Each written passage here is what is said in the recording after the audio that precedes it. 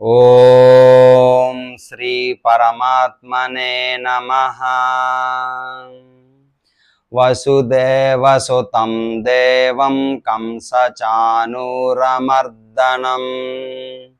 దేవకీ పరమానందం కృష్ణం వందే జగద్గురుం.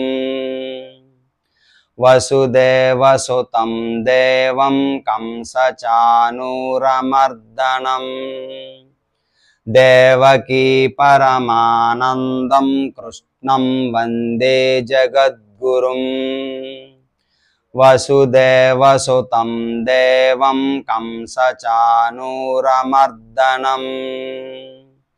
దేవకీ పరమానందం కృష్ణం వందే జగద్గురుం.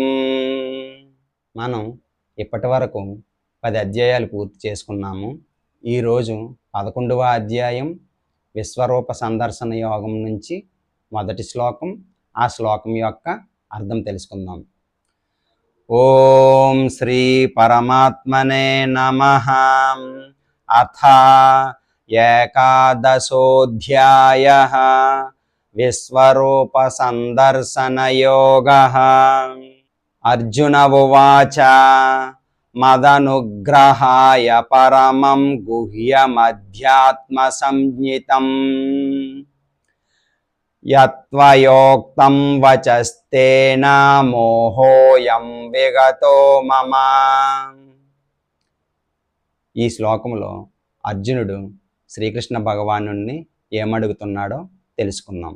అర్జునుడు పలికెను, ఈ పరమ రహస్యమైన ఆధ్యాత్మిక విషయాలను గురించి నీవు కరుణతో నాకు చేసిన ఉపదేశాలను వినడం ద్వారా ఇప్పుడు నా మోహము తొలగిపోయింది. విన్నారు కదండి ఈ శ్లోకం యొక్క అర్థం.